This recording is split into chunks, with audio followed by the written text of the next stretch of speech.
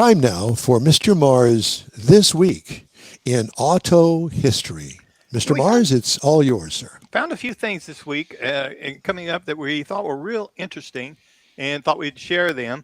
For example, in 1925, the Going to the Sun Road moves forward. Now, this is a major construction project that went through Montana and into Glacier National Park.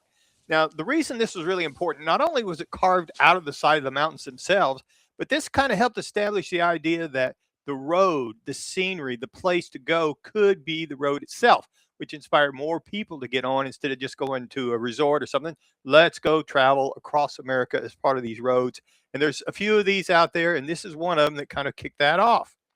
The second thing we found in 1934, Donald Healey wins the Alpine Trial. Now, this was important because this guy created the Austin Healey eventually. So this is where he got his start. He worked through it. This is a picture of one of the cars going through the race course, of course, much later and newer. And so it looks like Pikes Peak. Almost, but it's not. No, it is not Pikes Peak. I can promise you that. So this is one of the primary automotive events of that era, and this has helped what launch his career into actually building cars as he got a little more prominent in the world. So the next one is in 1948. Now, this is the first Porsche that was completed in 1948. It was known as Porsche 356 number 1. You mean Porsche? Porsche. It's Porsche. Depends on where you're at, East Texas or West Texas. Anyway, so it was built in Austria, and carried a mid-mounted engine. Now, this would become one of the world's most respected performance car brands, and this hand-built prototype was the beginning of it. So this is where it kicked off, and they actually built two. They built the convertible, and they built an open. They built the coupe, and they built an open model. They didn't have convertibles; they were open cars. It's like a Carrera type look. Kind of, it's the forefront to that, absolutely. So the fourth thing I wanted to bring up, and this one I thought was real interesting when I got into it a little bit further. 1955, Mercedes-Benz was headed for a victory at the 24 Hours of Le Mans. Unfortunately, there was a crash.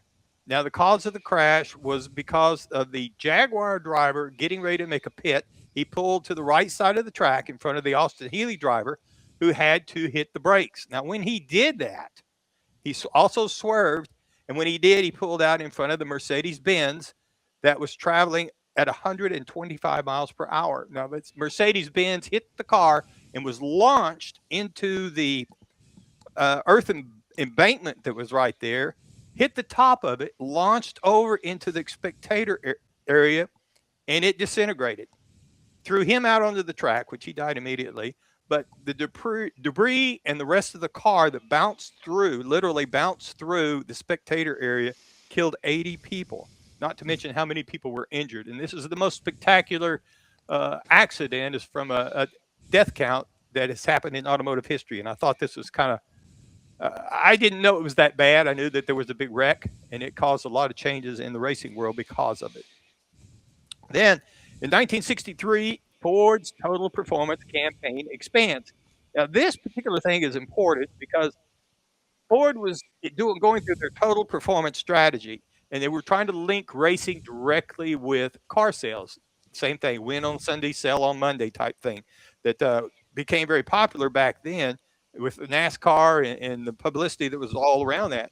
But the philosophy also is kind of what led to the streetcar high performance market, the muscle machines that came out and that were developed with the big engines in the small cars. This was the stepping stone that led into that up and through the 60s until it kind of crapped out in the 70s, unfortunately.